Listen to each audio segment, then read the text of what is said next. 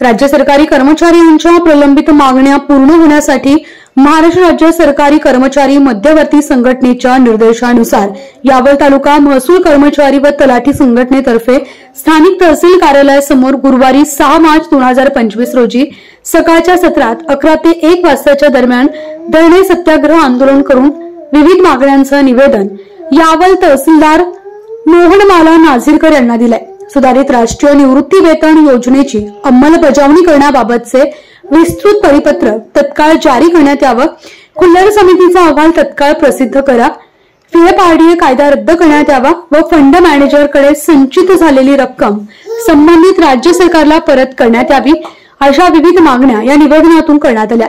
निवेदन देतेवेळी यावल तालुका महसूल कर्मचारी संघटना अध्यक्ष तसेच यावल तालुका तलाठी संघटना अध्यक्ष यांच्यासह अव्वल कारकून ESY Tadvi, BN बानखेडे, Tejas Patil, SS Pawar, AS Tadvi, SR Tadvi, AB घाडगे यांच्यासह अनेक कर्मचारी व पदाधिकारी प्रामुख्याने उपस्थित होते। MCN न्यूज मराठी करिता फिरोज तडवी, यावल।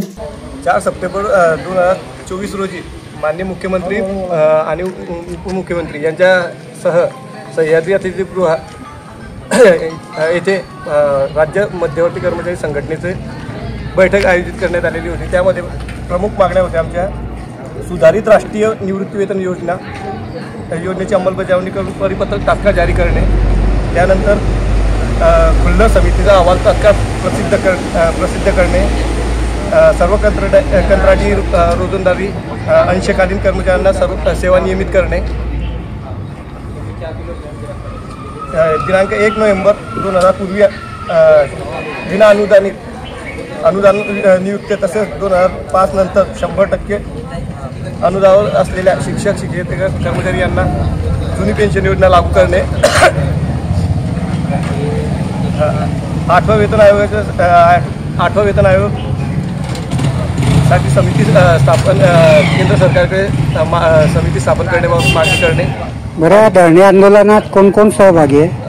राज्य यावल तालुका महसूल कर्मचारी संघटना व तलाठी संघटना यावल तालुका।